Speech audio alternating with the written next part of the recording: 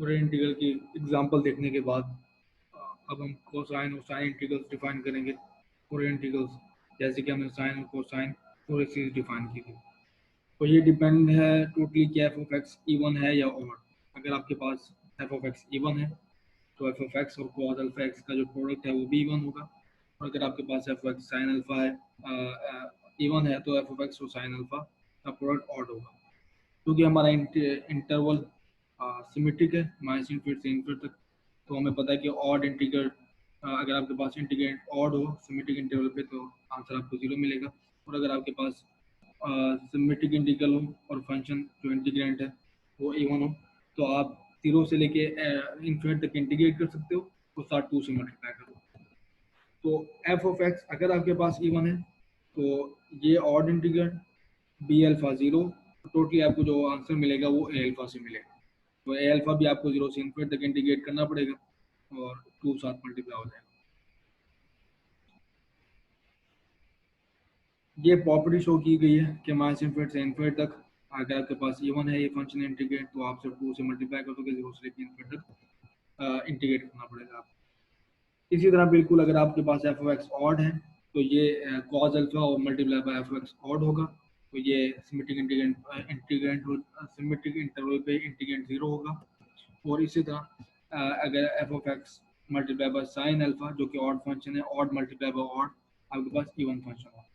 तो आप इवन सिर्फ बी अल्फा ही कैलकुलेट करोगे ए अल्फा कैलकुलेट नहीं करोगे। ये आपके पास साइन इंटीग्रेट आ जाएगा।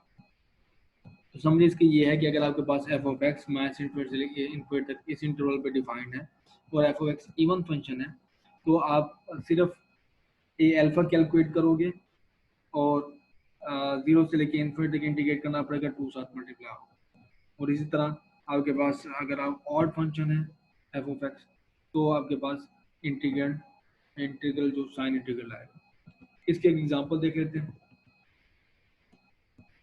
एफ ऑफ एक्स हमारे पास -0 से -a से लेके a तक 1 है बाकी पूरी स्पेस में 0 है। और आप ये देख सकते हो F of x F of x में x की जगह पे -1 -x पुट करके कि ये F of x even function है। तो आपके पास इवन फंक्शन है तो बी अल्फा आपके पास 0 आएगा। हमें सिर्फ ये अल्फा कैलकुलेट करना पड़ेगा 0 से लेके a तक। मैं कैलकुलेट करूँगा इंटीग्रेट करूँगा cos alpha x D x alpha x के साथ। एफ ऑफ एक्स की यहाँ पे मैंने 1 पुट कर दिया ये 0 एफ ऑफ एक्स सीरीज में 0 है सिर्फ इंटीग्रल इसके ऊपर आएगा। और कॉस अल्फा एक्स की integration sine alpha x divide by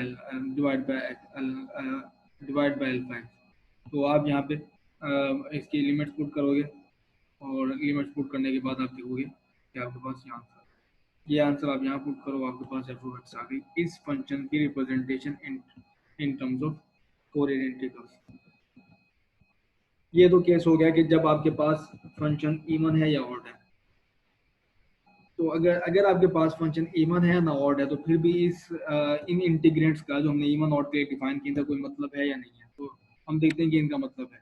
अगर आपके पास फंक्शन डिफाइंड है 0 से लेकर इन्फिनिट तक, ठीक है, जो 0 से लेकर माइनस इन्फिनिट तक फंक्शन डिफाइंड नहीं है तो आप ये जो इंटीग्रल होगा फॉर इंटीग्रल जिसे मैंने 1 कहा हुआ है ये 0 से लेकर इन्फिनिट तक जो गिवन फंक्शन है उसको रिप्रेजेंट करेगा और 0 से लेकर माइनस इन्फिनिट तक उसको एक्सटेंशन देगा इवन रिफ्लेक्शन देगा।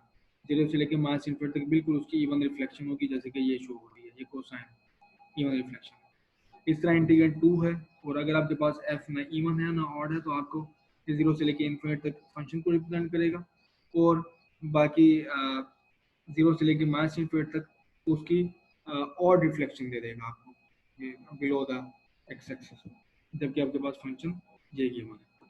तो कोसाइन और साइन इंटीग्रल अगर आपके पास इवन ऑड इन फोरियर इंटीग्रल अगर आपके पास फंक्शन इवन या ऑड हो तो वो कोफिशिएंट उसमें आपको एक ही कैलकुलेट करना पड़ता है। और अगर आपके पास फंक्शन इवन ऑड ना हो तो कोसाइन और साइन इंटीग्रल्स का फिर भी मतलब है जब आपका फंक्शन 0 से लेकर इन्फिनिटी तक डिफाइन हो तो ये एक्सटेंड कर देंगे 0 से लेकर माइनस इन्फिनिटी तक इवन रिफ्लेक्शन होगी या ऑड रिफ्लेक्शन।